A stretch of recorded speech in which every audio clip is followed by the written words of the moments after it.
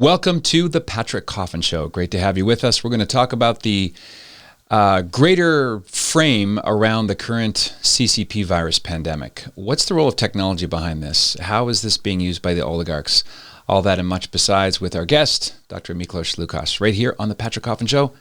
This episode brought to you by the upcoming summit. It's called Truth Over Fear. You may have heard me talking about it. It was mentioned on the Michael Medved show. We've got top-of-the-line summit presenters, over 20 of them from 7 different countries. Miklos is one of them. And we're going to talk about everything you need to know about the CCP virus pandemic, the lockdowns, the masks, efficacy, whether or not any of it's constitutional from many, many different angles. It's Friday, October 30th and Saturday, October 31st. The website's super easy to remember, restoretheculture.com. That's restoretheculture.com.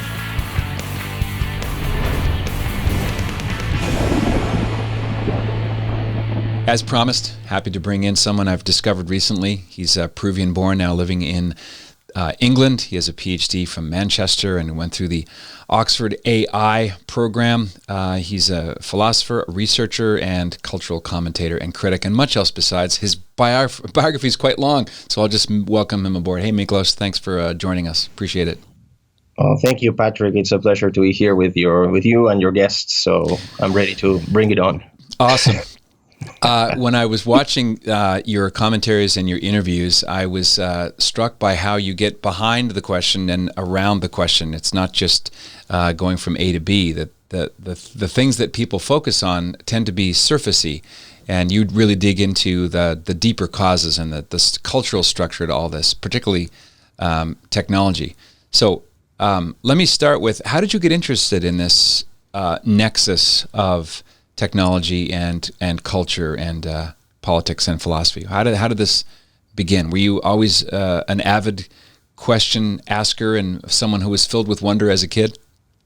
Well, yes, I guess that would be true. But in order to, let's say, to point out or pinpoint my interest in technology with the current situation, I think it started in 2016, actually in April or May, I remember, when the concept of the fourth industrial revolution came out. And this was a term coined by the chairman of the World Economic Forum, Klaus Schwab. And he basically said that we were moving into a world with pressing needs, and we had all these pressing agendas like climate change and LGBT, gender, abortion, and we needed to do something about this. The world was basically collapsing in the narrative of Schwab, so we needed to come up with solutions, and that's when he coined out the term Fourth Industrial Revolution, which in its definition, and you can see actually this in their website, in the official website of the World Economic Forum. Mm-hmm. He defined the Fourth Industrial Revolution as the fusion, and this is a particularly important word, the fusion of biological, technological, and digital systems. Now, words are very important political tools. They are weapons, actually.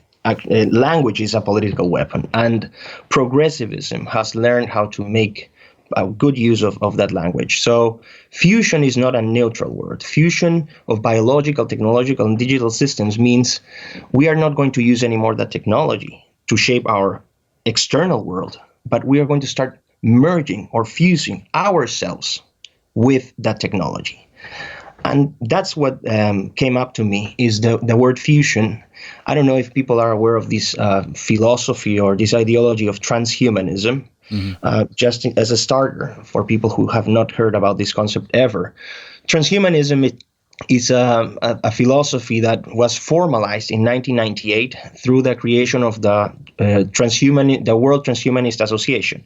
This was an initiative led by Nick Bostrom, who is a philosopher, a Swedish philosopher who now chairs the Future of Humanities Institute at the University of Oxford in the UK, and by David Pearce, who is also he's a British philosopher living in Brighton.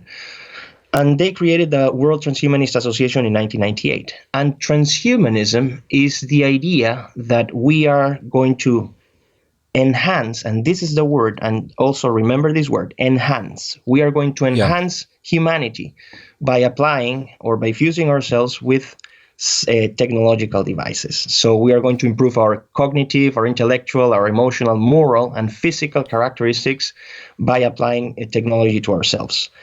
Now, this, you actually mean this literally. You mean an interpenetration of the human and the mechanical / technological. Exactly. Right? Now, this is not a metaphor. No. I'm not making this up. If you want to see the definition, the exact definition of fourth industrial revolution as the fusion of biological, technological, and digital systems, please go to the website, to the official website. The source is their own website.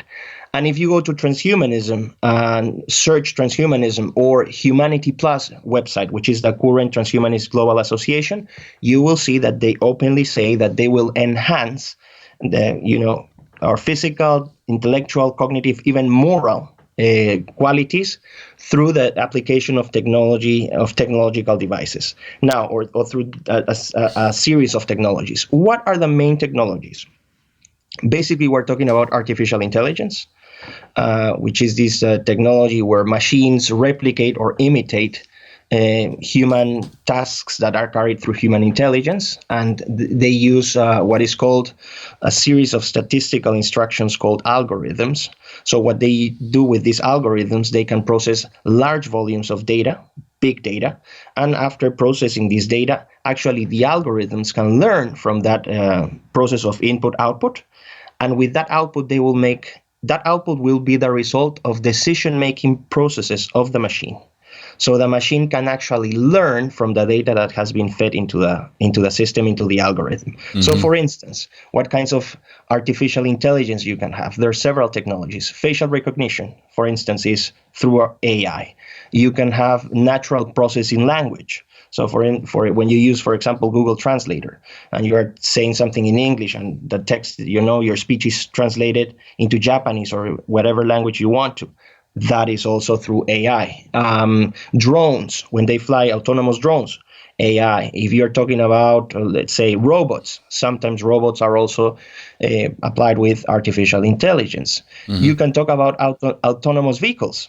Google is working on this. Tesla is working on this. Elon Musk has developed a series of AI algorithms that allow cars to drive themselves. Actually, in California, there's a company that is already using truck cargo, and there's no drivers. So, there's a driver in the passenger seat, but the truck is driven entirely by the machine through cameras and systems. That's AI also. And why stop at trucks? Why not pilots? Because the aspiration is that when we have, let's say, a fully fledged 5G network, which is this kind of network that is 100 times more powerful than the current 4G, then the traffic will be autonomous, and what you will do is reduce human error. So you will have less accidents, everything will be automatized. So it will be a fully fledged automatization of human activities, including transportation. Okay. So I was thinking, what about airplanes? Why couldn't you have an AI pilot? If you want to reduce because pilot error, it feeds into a lot of causes of crashes. Well, good question. I think at some point that's also going to be the case. There's every single job, to put it in perspective, every single job that can be automatized will be automatized. Every single job where there's human error, and there's no task of human creativity or human insights into that kind of job, they will be automatized. So, for example, accountants, which process, it's a very procedural kind of job. They will be replaced by AI workers. So even, for example, traders of stock traders, they are being replaced right now because you have what is called financial AI. So it's what's called fintech.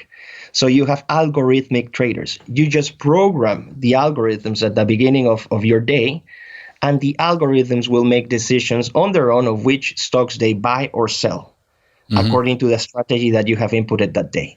So as you can see, there's a huge displacement, or there's a threat of a huge displacement in human employment. And there was a study in 2013 by two authors at the University of Oxford who calculated that around 47% of the jobs in the US would be replaced by AI in the following years. Wow. So you can tell this is as disruptive or even more disruptive than the first industrial revolution in Britain. You had massive destruction through the mechanization of production with the steam-powered machines. Mm-hmm. But now this disruption is even going to be more severe than that. So, yeah, that's one of the technologies that transhumanists are thinking they could apply to humanity. So, artificial intelligence, the replication or imitation of human intelligence. Then you could have biotechnology or biogenetics, and I would like to call the particular technology of CRISPR. I don't know if you're aware what is CRISPR? What is that?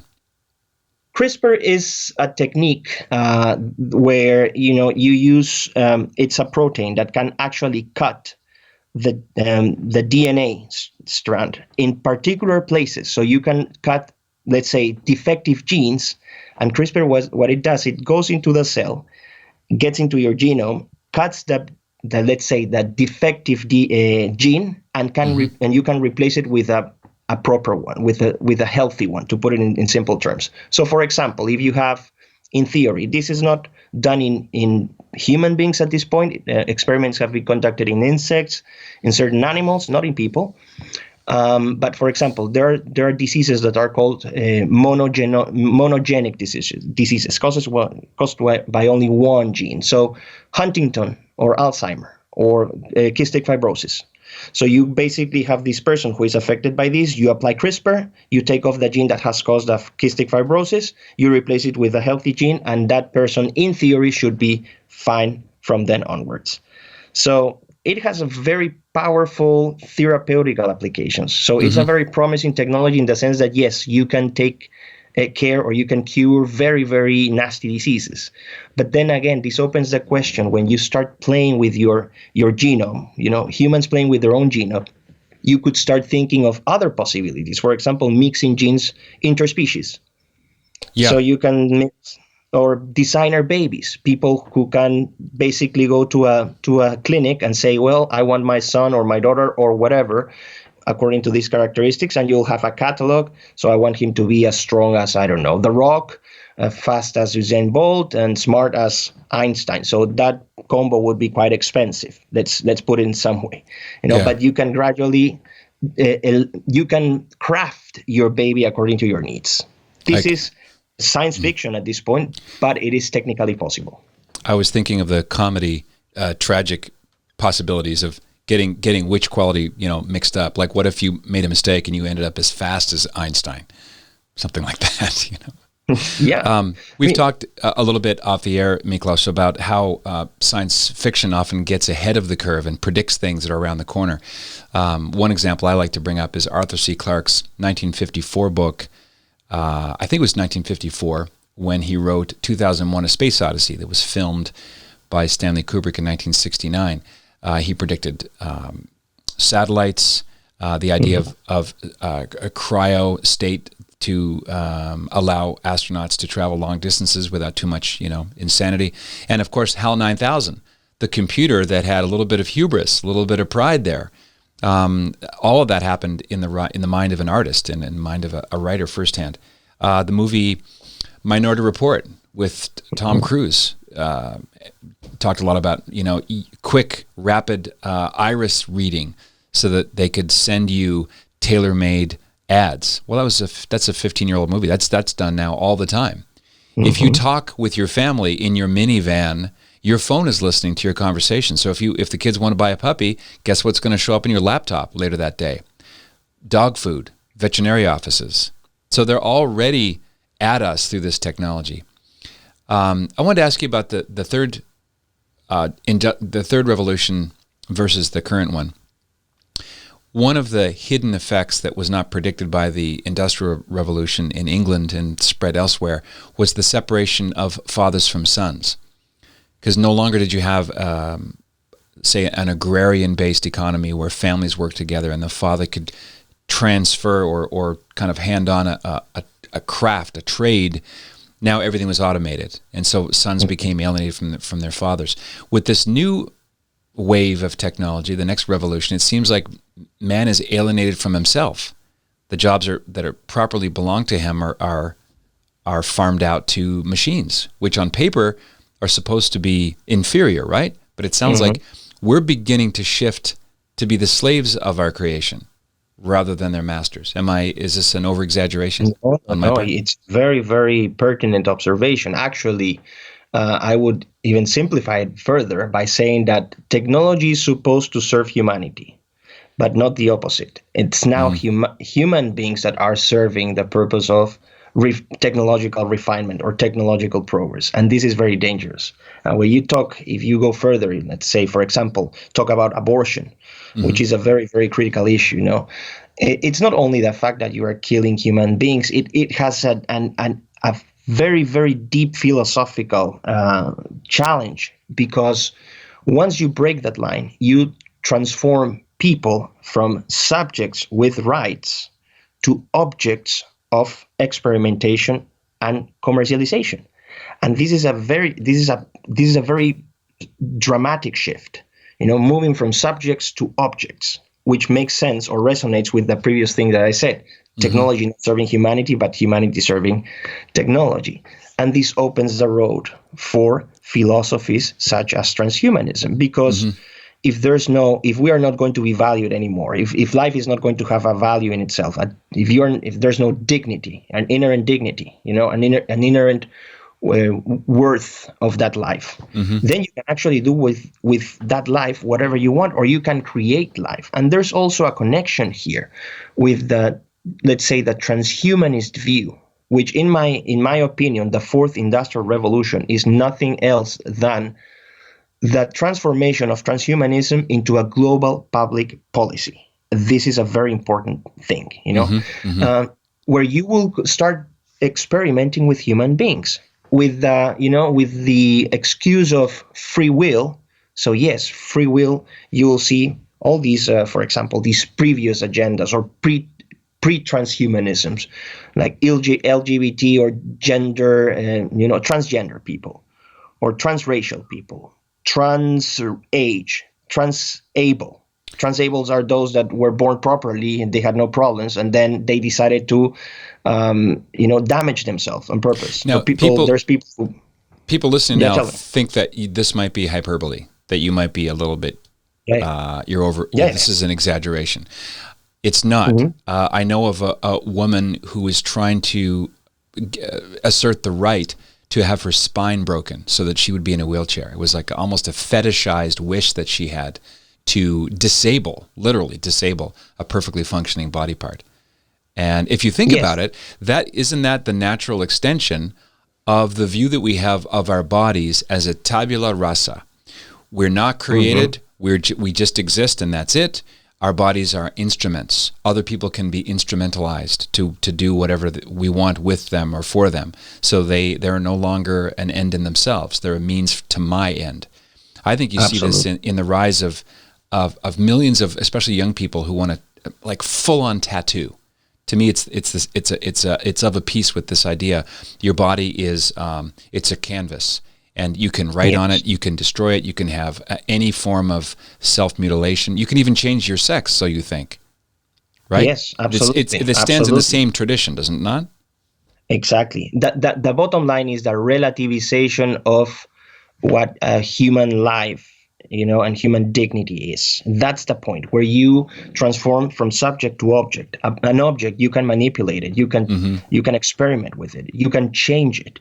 You can deny its shape, because you can actually change that shape. So that's why I was saying the main problem with arguments like this, like the one I'm exposing right now, is that people are not aware of the scientific and technological developments and the possibilities and the advancements that have been made in technology at this point. So when you talk about artificial intelligence, they might think that we're still talking about the movie. But if they were aware of how profoundly this technology has evolved in the past 6 years, or if you talk about biotech, or if you talk about nanotech, robotics, 3D printing, people would be absolutely surprised of how much these things have changed. So it's a very thin line now between science fiction and reality. And many previous science fiction things are now reality. Just to put a quick example, in 2017 in the US, they created I think it was in Philadelphia, in a hospital in Philadelphia, they incubated I think it was 8 lambs in artificial wombs called biobugs. So these little lambs were not, let's say, did not grow inside the womb of a sheep, but outside in an artificial bag with artificial amniotic liquid. Mm-hmm. And they developed properly, no problems. So just imagine these things we would see them in the movies, where these little creatures in these glass capsules, being fed with. Well, that's a reality, for example, right now. So that's one of the main limitations. Mm-hmm. But then again, if you think about this idea of where you can change humanity, and this is a very, very important point, where you can change and play with humanity the way you are. That's why we also deny God during these days, because we were created in the image of God. We don't want that image.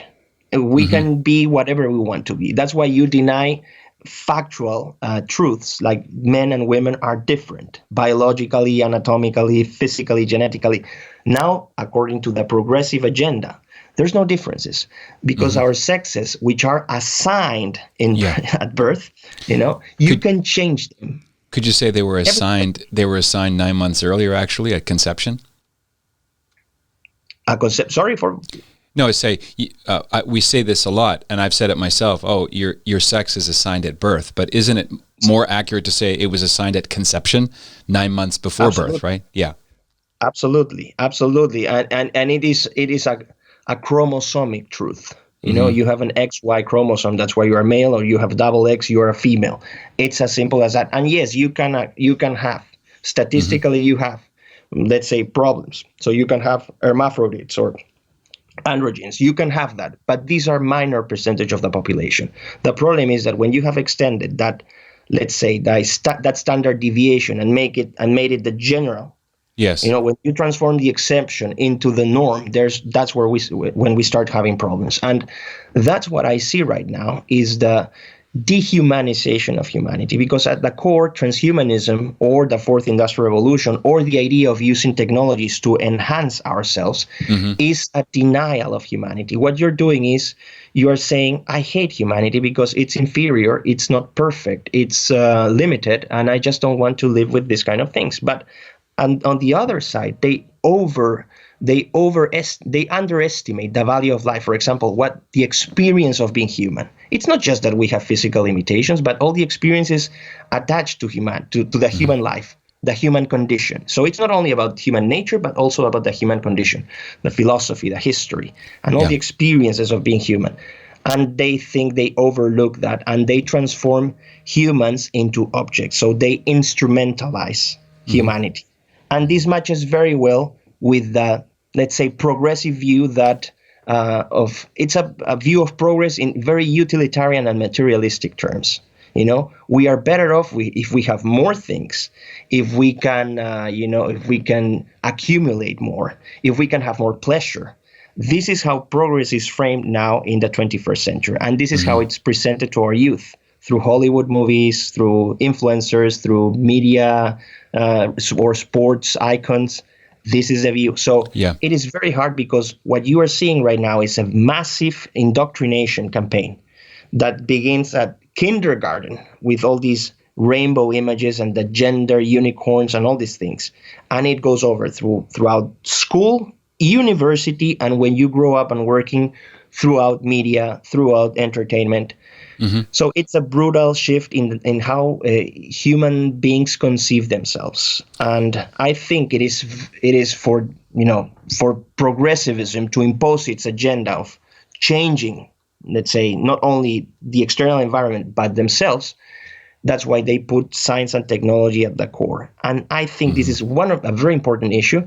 It has been overlooked. People, because of the, let's say in the US, the current elections in the US, which are very heated, this Biden-Trump competition. Or you can see this in Europe, or you can see this in Latin America. The pattern is exactly the same.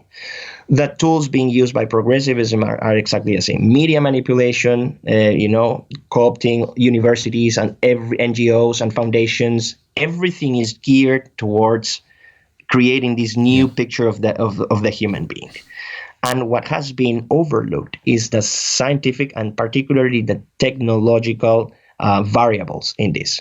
Too much politics, too much economics, little technology, and they cannot see that the ultimate goal of this whole movement is to redefine and reconstruct humanity. I'm a big people who are regular listeners know that I love etymology, word origins. And the Greek word techne means art or skill or cunning of hand. So here we have this matched with logos. So basically the science of craft. There's a kind of underlying, almost subliminal note of cunningness or subversion to technology. I forget which famous magician said something, I might botch it now, but it's to the effect that certain technologies, when you view them, are indistinguishable from magic. And what's a magician? It's someone who lies for a living, and we accept it. We suspend our disbelief. We love being lied to because it kind of it's surprising and blows us away. But how media technology has affected all this is to constantly propagandize that the interests of a very few people. Look at gender dysphoria. We're talking a sliver of 1%. Exactly. And yet, if you do, there's a wiki entry on LGBT trans characters in movies and television. There are dozens and dozens and dozens. It's just it saturates everywhere. Or the number of actual people that identify as homosexual. I've never seen any study that was, or poll rather, that exceeded 3%. But if all you do is watch Wolf Blitzer or read the New York Times, you assume, every third person is LGBT. Wildly out of proportion to the actual numbers. Well, yes, I think it's part of the indoctrination. So at this point, it is more accurate to say that children and let's say young people do not go to schools or universities, but they literally go to indoctrination campaigns. If you even think of the most prestigious universities in the States, Harvard, Yale, Columbia, in the UK, Oxford, Cambridge, Edinburgh, Manchester, all those universities. Actually, if you send your son to their social science departments, they will be, without any doubt, brainwashed. And they will just come out with a lot of anger about the world, with a total misconception of what human history is, because then you have a strong revisionism right now. The fact that they are destroying statues, that they are destroying monuments, and they are making people feel guilty about their country. Oh, we are a country of heteropatriarchal misogynists and white supremacists and all. This narrative is exactly the same. And if people in the States do not know about this, please know this. In Europe, in every European country, and west of Russia, it's exactly the same. It is exactly the same in the entire Latin American region, exactly the same. In Australia, in New Zealand, in all the Western world, the same pattern. And then when you see that it's exactly the same pattern, the same actors, literally indoctrinating you 24/7, with the same discourses, the same agenda, the same methods, the same words. They weaponize words, and they use exactly the same concepts. Tolerance, inclusion, social distancing, which is the new one, the new reset, and the new normality. It's exactly the same. So when you see that this is at the, let's say, hemispheric scale, there's no coincidence there. You can actually factually conclude that this is a deliberate attempt to redefine humanity, to redefine human social organizations, to redefine political power. It is literally a global coup. Let's apply. Yeah. Well, since you're a presenter at the Truth Over Fear Summit at the end of this month, let me ask you how we can apply this to the the pandemic. If you look at how quickly every country that had immediate technology that could be accessed by a government, almost within days, were distributing the same talking points to TV hosts, to producers, to editors, to doctors, that suddenly, for the first time in human history, doctors began to behave like politicians, and politicians began to behave like doctors. It does smell planned and organized, but by God knows what group of oligarchs. I mean, you could say secret societies, but they're maddening because they're secretive, you know? Mm-hmm. Well, So let me put this into a single pointed question. Do you believe, with Dr. Li Ying Yan, the doctor from Hong Kong, Dr. Luc Montagnier, who discovered the AIDS virus, Nobel Prize winner, he believes, and she believes, that the CCP virus was man-made, planned as a bioweapon, that was accidentally or on purpose leaked out. Do you think this whole thing is natural or man-made? it's absolutely man-made. I have no question about that, no doubt in my heart about that. And just to think about, let's put it this way. You said something you said we don't know who is behind. And yeah, we usually tend to point out let's say, George Soros is a regular guy, Bill Gates is a regular guy. And I would say, yes, they are directly involved in this, but they are not the only ones. Here is the point. People have been wondering who is behind this whole thing. And please remember that I said technology and science, as the great drivers of change in the 21st century. So powerful that it is going to redefine our politics and the way we conceive economic models. It's always follow the money, follow the power. So you would say, okay, who are the top leaders? You would say presidents, you would say prime ministers, you would say the Secretary General of the United Nations and the World Health Organization, World Bank, and so on. Then again, you think, are these actually the most powerful guys in the world? And the answer, factually, is no. The most powerful people in the world are those who previous owners or founders or managers, or CEOs of big tech, big finance, and big pharma. To mention three, because there's construction, there's oil, and there's more. Energy. The corporate, exactly, energy, the corporate world. What has happened? Let's say Jeff Bezos from Amazon. Okay, Jeff Bezos has built an empire. He doesn't sell books anymore. He has an empire that includes food, the global value chains of food. He has services. He has stakes in retail.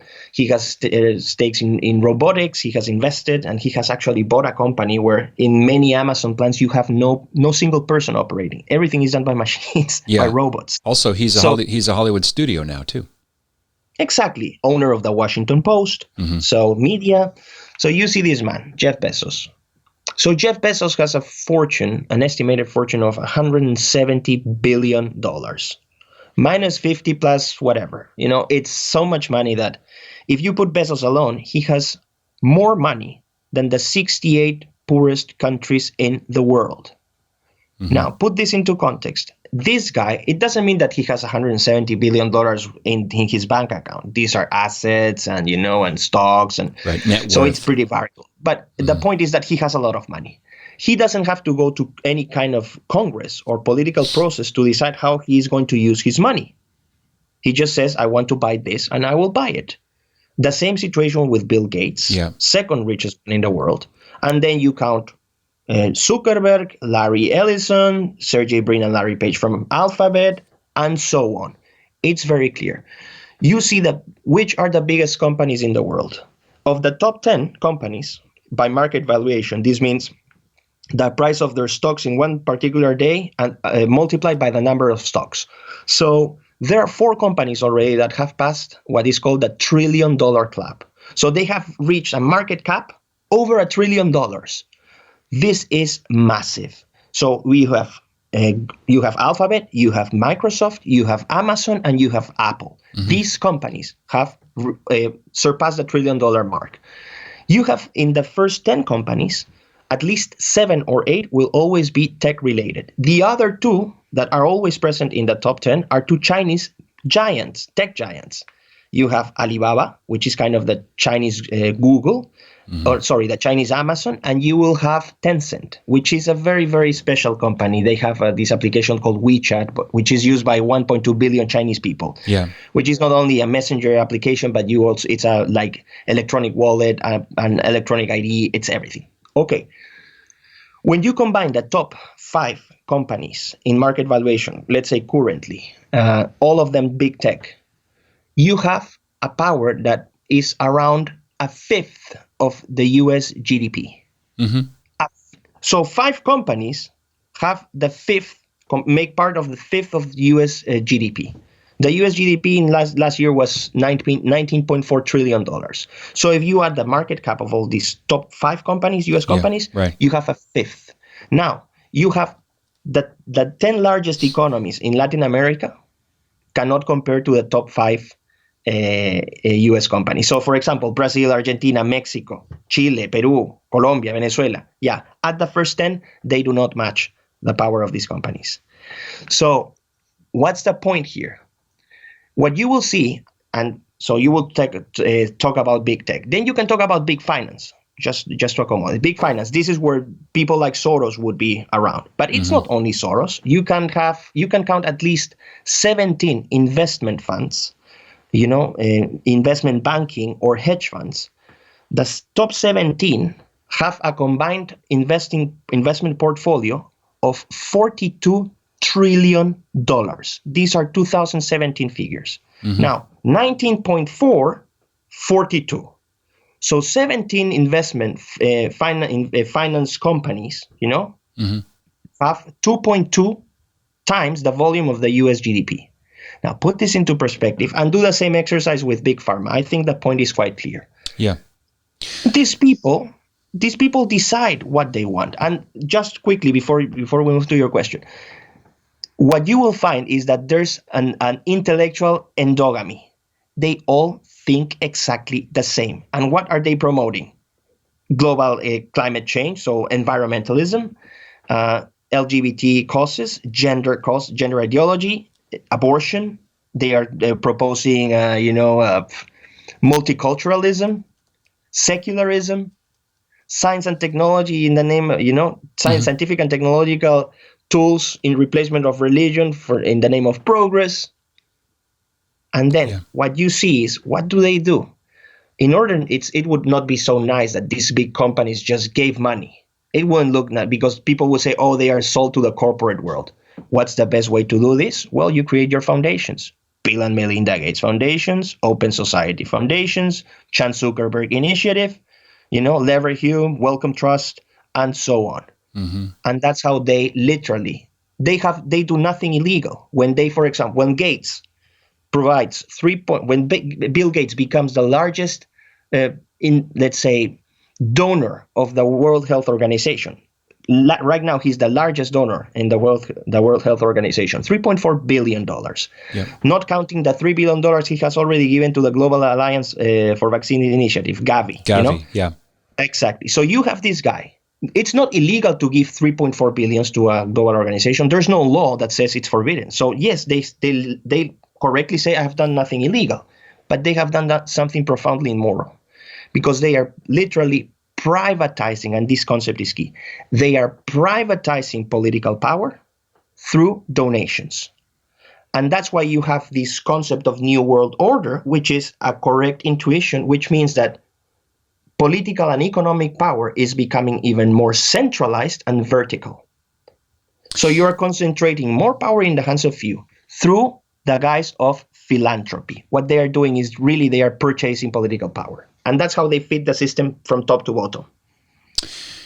That's deeply ironic, because it seems to run counter to the aims of globalism, which is to destroy national borders, to destroy the difference between Hungarians and Russians and Americans and Peruvians and the British, and create kind of an amorphous humanity, right? The sort of generic brotherhood of man.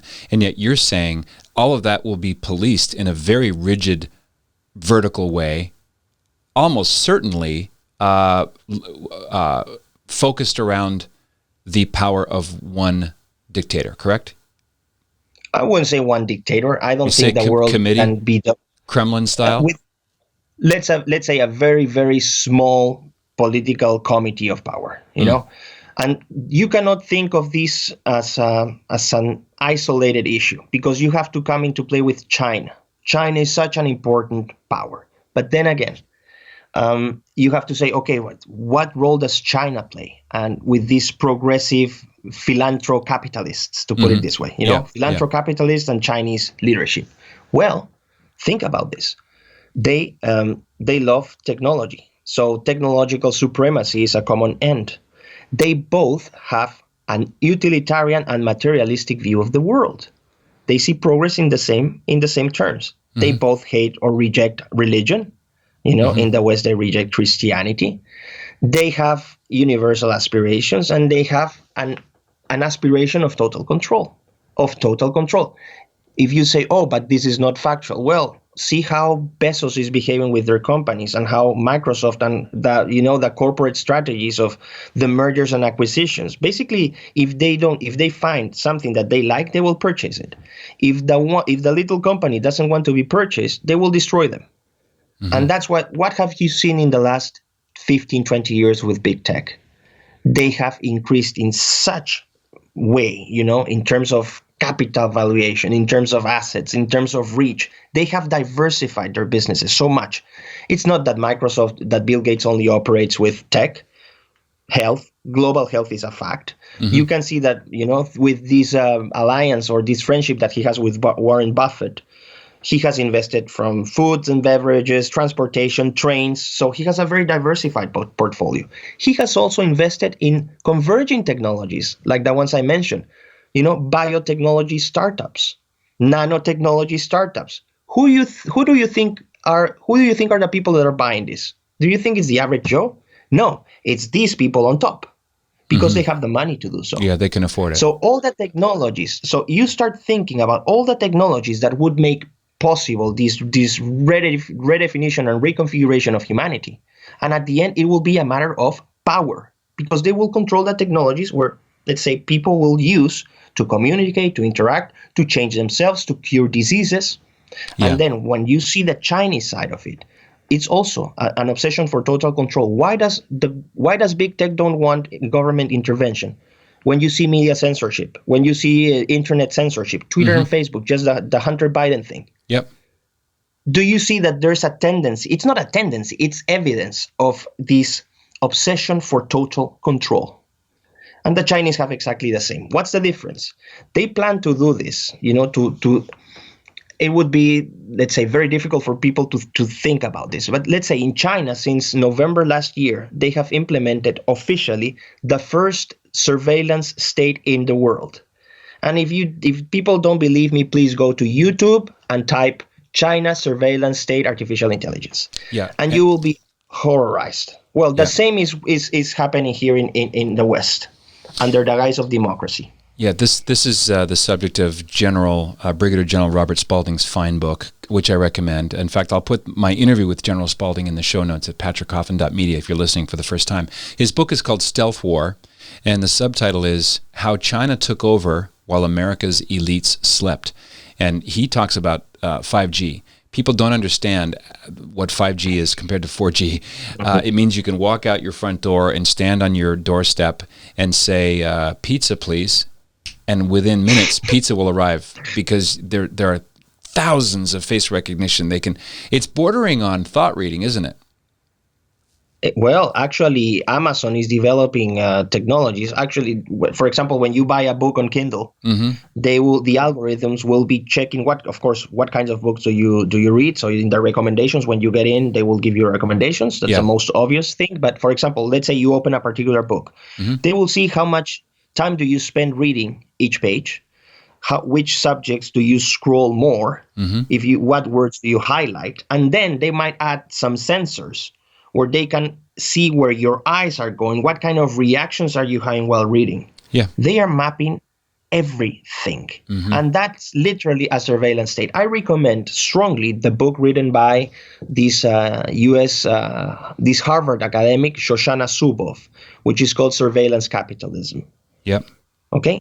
So read Surveillance capitalism. Shoshana Zuboff's book. It was published last year, I think, in October or September. It's a very recent book. There's another one, of Rana Faroohar. Rana Faroohar, Don't Be Evil. Another very important book. And there's Anand Gidiradas. I don't remember the title of his book, but Anand Gidiradas has a similar book. What the three of these books denounce is how big tech is controlling every single aspect of life of people right now. They have access to all our information. And this is very dangerous. And then you see, okay, why do they need government? You say, who is behind the problems right now in the US? All these disturbances and these public protests, Antifa, BLM, and all these things. Do you think this is spontaneous? Certainly not. And it's not only Soros. I mean, it has been proven that there's evidence already that Soros has funded certain organizations that are providing disturbances in the US. But it's not only Soros, and it's not only Gates. It's this community which is fueling the system, let's say the anti-social system that is destroying our streets, not only in America, but elsewhere, to create this new world. There's no need for a state. What has happened in the US in the past 6 months or 5 months or whatever is literally a deliberate coup, state coup, a civil-driven state coup, because they don't need government. China operates properly because everyone has things very clear. It's the Chinese Communist Party, Xi Jinping, supreme leader. No Chinese leader has had more power than Xi Jinping since Mao. As simple as that. And Xi Jinping has, for the first time in Chinese history, he's the first leader to look from China outwards, because China has always looked within.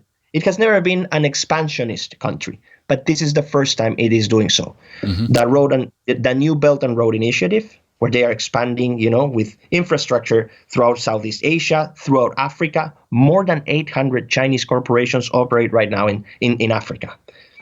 They are buying literally this, and they are creating a whole infrastructure. And they are positioning their infrastructure in in key geopolitical posts. So, for example, India has always been an enemy. So they have purchased Sri Lanka. They have a port there, and they have even military infrastructure.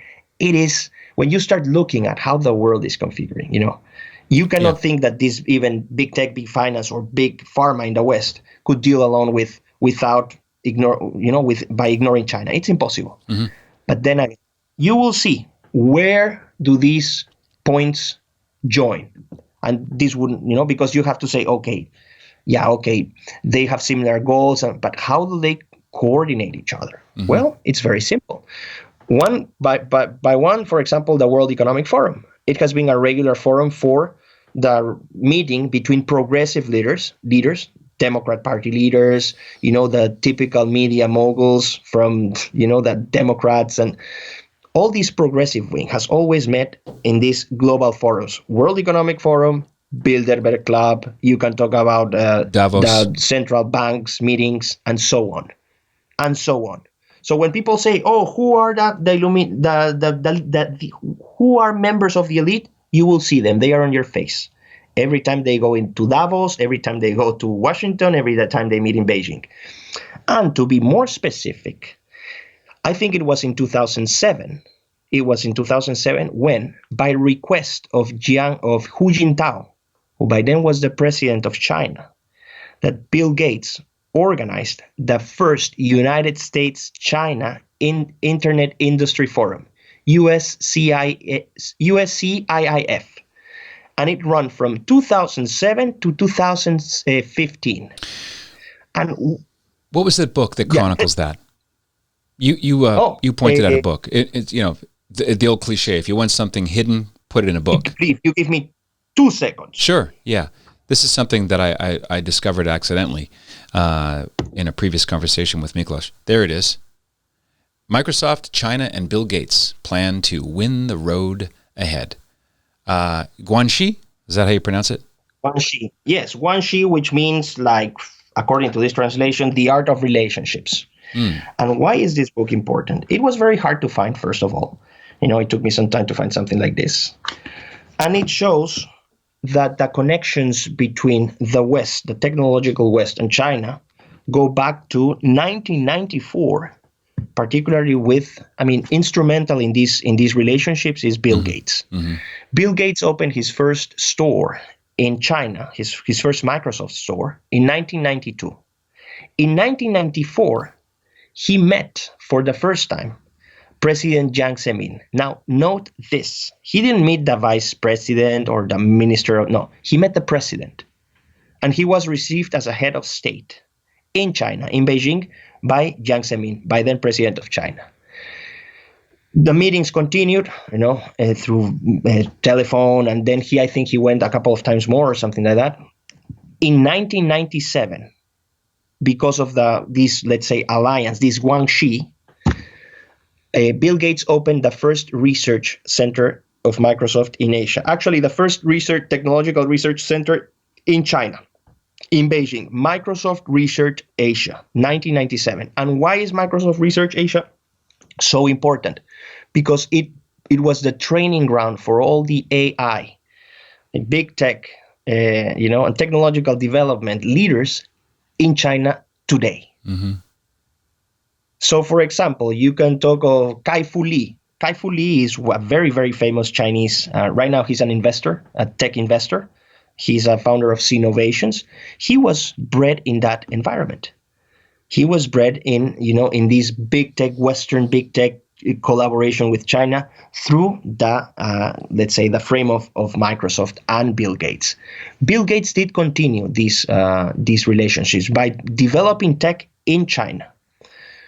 He continued his relationship with Hu Jintao, this president of the one who followed Jiang Zemin. Yeah. Actually, the first trip of Jiang Zemin, the first state visit of Jiang Zemin to the U.S., he stopped first in Seattle, and then he met with Bush in Washington. Just to give you an idea. And then with Xi Jinping, the relationship continued. But by then, you would have these famous meetings. The point is that who met in these conferences, the USIF, the one that I just told you, the one from 2007 to 2015. Big tech in the US, big tech in China. Plus political leaders from the Chinese Communist Party and the Democrats, Obama. Why do you think the connection runs so deep? What do you think the connection, why do you think there's an intuition that Biden is related to the Chinese? Well, there's intermarrying of several high-profile American politicians have family connections. They've married Chinese nationals. Exactly. They've been doing business for decades under the radar. Exactly. Well, my point is that one thing is that, let's say, there are sensitive industries, and one of them, especially now, is technology. So when you start thinking of companies that are transferring technology to a global, a potential, let's say, opponent, such as China, then it's not just a matter of technology transfer, but there are national security issues, and there's an element of loyalty to your own land, to your own people, because you're not just transferring technology, you are transferring transformative technology. AI is enhancement. Don't forget it. Yeah. Technology. No, that's a point. So, right. So, of course, it's impossible. My point is the following. People. I say sorry. I didn't mean to interrupt. I was just injecting the word enhancement. It's all for our good, right? Oh yeah, that's of course. The magic word. Just like the transhumanists, it's all about enhancement. No, the thing is here that it's very hard to make in sense of this in 1 hour. What I'm saying is 4.5 years of research condensed in 1 hour, and I'm saying parts of it. It's impossible to convey the whole complexity and the reaches of this. But one thing is for sure, Patrick, this is not this pandemic, which it is such a coincidence. It generated again in China, the most obscure country in the world where you will never get information. And it's such a coincidence that people like Bill Gates praised the Chinese leadership for their wonderful treatment of, or contention of the COVID-19 pandemic. And then you see the Democrats praising them. That's why they hit Russia so hard. I think people with certain level of information might start making sense of what I have said. People that have not been able to catch up with these technologies, with these geopolitical events, might think that, rightly so, because they do not know the complexities, that I'm just talking nonsense. Mm-hmm. But when you start connecting the dots of based on what I have said, you will reach very, very incredible conclusions, and they all make sense. And people will say, "Oh, what's your evidence?" And you will say, "Well, reality is the evidence. What is happening now? Who is owning technology? Who is buying the big startups in nanotech, in biotech? Mm-hmm. How is China behaving? What is happening with our freedoms? Who is supporting the Democrats? Does big tech fund the Republican campaign? Does big finance fund the Republican campaign?" Again, it resonates with this concept of the privatization of political power. Mm-hmm. What they are doing is, the Democrat Party is the party they rent, and that's how they use their representatives. It was Hillary Clinton before, with big finance. Now it's Biden. It was Obama before Hillary, big tech. I mean, Obama is a pinboy of big tech. They love Obama because Obama gave them every single facility. And Obama didn't care that these guys literally transferred technology or sold technology or made business in the technological sector, which is a highly sensitive sector, with China. What was Obama's foreign policy? Multilateral, multipolar. Mm-hmm. And that's when Trump came and said the U.S. is going to be respected again. Yes, if you are looking your country from your own interests, yeah, Obama was very, very, very damaging to the U.S., to U.S. interests. So, I mean, I hope I have made sense. It's very complex. Are you going to be distilling this and connecting more dots at the Truth Over Fear Summit? Is that sort of a foretaste of what you're going to do a deep dive into? Yes. What I will do is, of course, I cannot cover every single facet of it, but I will concentrate in the most important aspects, which for me is at the end, the bottom line is that redefinition and reconfiguration of humanity. This is what lies when you start looking beyond these elections, and let's say when you start looking 3, 4, 5 years ahead, when you merge this idea with the concept of fourth industrial revolution and all the attempts of the progressive agenda to relativize the human being, then you start thinking of a very, very let's say darkening future. It's a very, very scary future, because that's what we're heading off. So that's what I will be talking about, basically. That website is restoretheculture.com. It's the last 2 days of this month. If you're listening in the month of October 2020, check out restoretheculture.com. Is what you just said the end goal here, the complete transformation of humanity, the fusion with technological products to make mankind itself an instrument of so that we're collective sock puppets to someone else's agenda, all in the name of enhancing our lives? Yes and no. I don't want to create this idea that there will be concentration camps where we will be fused with technology against our will. I cannot reject that possibility, but it is very unlikely. What I'm saying is that you don't need that to break what being human means. Just by free will, by generating these, by producing these new generations of people, of young people who are unaware of the worth of freedom, of the worth of love, of the worth of dignity, who have no understanding of those concepts. And because of their free will to literally not enhance themselves, but modify themselves, and who knows what kind of consequences will those modifications come up. Once you have one person doing that, that dam will be broken and everything is possible. That's why people say, oh, you are just speculating. Well, of course it's a speculation, but it's a very well-informed speculation, because you don't need concentration camps. I'm not trying to present that. But what you need is just a few people breaking or passing that line, trespassing that line, and then the concept of human being and humanity will be changed forever. Well, who would have predicted that 80% plus of the population would dutifully wear masks in their cars indoors with the windows up? Who would allow their parents and grandparents to die lonely in a home? Who would allow all of this social distancing and the closing of schools and terrorizing children who are now surrounded with a world of adults who are frightened? It worked out pretty well. And if you look at it, I'm thinking about the writings of St. John Henry Cardinal Newman. Newman has a very interesting proof for God's existence. But I won't get into that now, but he made an observation about proofs and evidence, and he says there's no one proof for God's existence that will completely overwhelm and force the conclusion that he exists. What there are metal threads, and they're quite strong, but you could break one. You might even be able to break two, but there's so many of them, and they're wrapped together, and that's called a cable. Something similar is going on here. There's so much evidence. Look at the fact that it's not Ebola, right? It's quickly spreading, but it doesn't have that lethal charge that something like Ebola has. It's not the Spanish flu. It's enough to make everyone terrified. And you look at the first population base, which has a strong airline connection, air avenue connection to China, and that is the Bergamo, Lombardy area of Italy.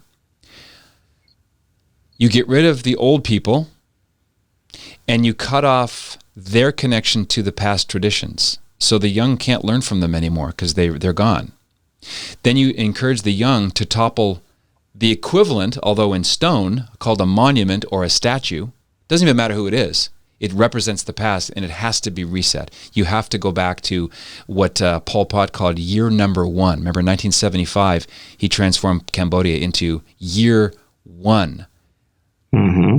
That tells me that behind this is world communism, otherwise known as global / progressivism. Is that too much of a caricature? Yes, but I guess it's not only communism. The progressivism is more complex than that. Progressivism, as a political movement or as a cultural movement, it's a U.S. Braced kind of tradition. End of the 19th century. It's a U.S. generated movement. Theodore Roosevelt from the Republicans was a progressive. Woodrow Wilson from the Democrats was a progressive. So they basically had this faith in technological change, in the idea of progress through technological change. The 19th century was a century where progress was conceived in very, very technology-based terms.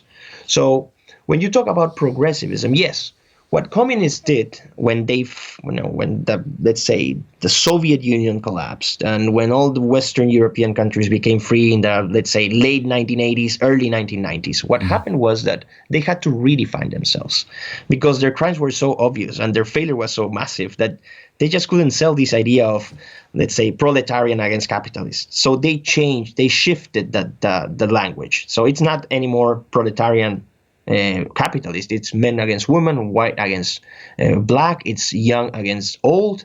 It's heterosexual against homosexual.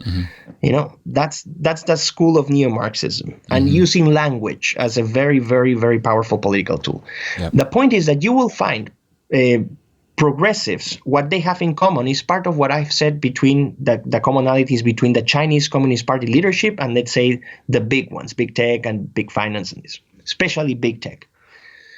They have a secular view of the world. They reject religion. So this is not only communist. You will have people in the West that consider themselves libertarians or liberals, that they will not believe in God. So you have to be an atheist, but not only an atheist. It goes beyond. You have to be an anti-Christian or anti-Judeo-Christian. See what's happening. It's not only China. It's in the U.S. See how they're burning churches. Chile yesterday, they just destroyed 2 churches, burned them down. Then the second point, they have a materialistic and utilitarian view of progress. Very important. You are better off when you have more things. You are better off when you have more pleasure. It's a very hedonistic, very materialistic based approach. Second perspective. Third, they have an abstract view of reality. So they base themselves in theories. They are theory-based. Communism is a theory, a deductive theory that from upwards, downwards, it tried to, from that theory, it tried to mold or change reality. Progressivism is the same. It's a set of ideas, of beliefs, of desires, the post-truth world, where they are trying to shift the world based on their feelings on what is called post-truth. So again, another similarity. Progressives have a universal aspirations where they want to impose their system, their way of life to everyone. Communists do the same, but progressives in the West do the same. Libertarians, liberals, to that. Yeah. So you can see the only difference, and I will finish with this. The only difference is that, I hate you are nasty because you want more state. No, you are not more nasty because you want more markets. And they pit against this silly dichotomy between state and markets. It goes beyond that. That's the only difference you will find. The rest is this commonality. So you will have, and I promise with this I end, progressives that are communists, that are socialists, liberal socialists in the US, the Democrats, or you can have libertarians. Yeah. You can have them. And it's all very harmonious with Darwinism, isn't it? The presupposition that progress is automatically good. Exactly. It's granted that change will always be. Change will always be good. Technological change will bring more material wealth. Right. And you cannot deny that. Yes, it's a very powerful statement, and it's a factual truth. Technology has increased our quality of life. But when you have this truth, let's say, contrasted against, let's say, spiritual needs, when you have this utilitarian and materialistic view of the world, you forget that human beings, and this is scientific evidence, their needs transcend material and pleasurable things. Humans have a longing for, let's say, spirituality, transcendence. Mm-hmm. And this is the funny thing. And both of progressives reject God, but their God is science. So they embrace scientificism. Yeah. They think that science has all the questions for every single question in the world. Science can, let's say, set up all the questions, but science doesn't set up all the questions. Let's say, for instance, if you ask yourself, what is my purpose in this life? Yeah, that's right. Why do you resolve the question with a scientific method? It's impossible. Yeah, that's right. Yeah, squeezing gold from a stone, impossible. By the scientific method's own rules, that you can't do. You can't square that circle. Exactly. Yes. Well, I have a problem now, Miklos, because I don't know what to call this conversation. It's been so rich and multivaried and on point. I'm looking forward to your talk at the upcoming Truth Over Fear Summit. And I want to throw people to your YouTube channel. Just go to patrickcoffin.media for that. And let's continue to have the conversation. This is really, really fascinating. So thank you for your time. Well, Patrick, thank you for the invitation, and I hope I made sense. It's very complicated. I know it's very difficult for people to make sense of all this complexity, but if they do their research, they will eventually, find the truth. And this, I think, I'm headed towards the right direction. Awesome. Well, I'll put some show notes in there, linking to the books that you recommended, and back to your YouTube channel as well. I just want to mention some of the other presenters: Dr. Simone Gold, ER doctor and attorney, who is the founder of Frontline Doctors of America. Also child psychiatrist Mark McDonald. Dr. McDonald's going to talk about the effect of all this lockdown on children. Believe me, it is way worse than you think, and you're not going to hear about it from Wolf Blitzer, that's for sure. State Senator Scott Jensen from, he's also a physician, he's from Minnesota. He's going to give a talk basically called, "If it can happen to you, it can happen to me." He's in trouble now with the state board, all the big med there, trying to punish him for challenging COVID-19 as a death cause on death certificates, another hidden story the media doesn't want to touch. Dr. Dolores Cahill from University College Dublin, absolute rock star, very courageous woman. Dr. Rainer Fulmick, German attorney. Mickey Willis, the founder of Elevate Films. He made the Plandemic documentaries. My good friend, Dr. Aaron Kheriaty, on the other pandemic, which is the massive spike in suicides and suicidal ideation. General Robert Spalding, Professor Joel Hay, there's lots there. Rashid Battar. Here's one I want to mention. Gideon Rosner is an attorney from Melbourne, Australia, and he's going to be talking about the Zoe Lee Buell story. You may have seen the footage on Facebook of this 28-year-old pregnant woman, traumatized, her kids crying. They arrested her, and her crime was a Facebook post recommending that people put the masks on and stay peaceful, but protest the lockdown. And for that crime, she's facing up to 15 years in jail. It couldn't happen, except that it's happening. Lots more else besides. So go to restoretheculture.com. Thanks again, Miklos. God bless you, sir. Thank you, Patrick, and see you in the conference. Right on. This is the Patrick Coffin Show. Be a saint. What else is there? Hey, this is Patrick Coffin. If you like what you see and hear, and you want to see and hear more, consider joining Coffin Nation as a full member. Just click right here and find out more about what that means. Nipsey, my fedora. That's Coffin Nation, the world's largest online community of culture builders. Click right here. See you on the inside.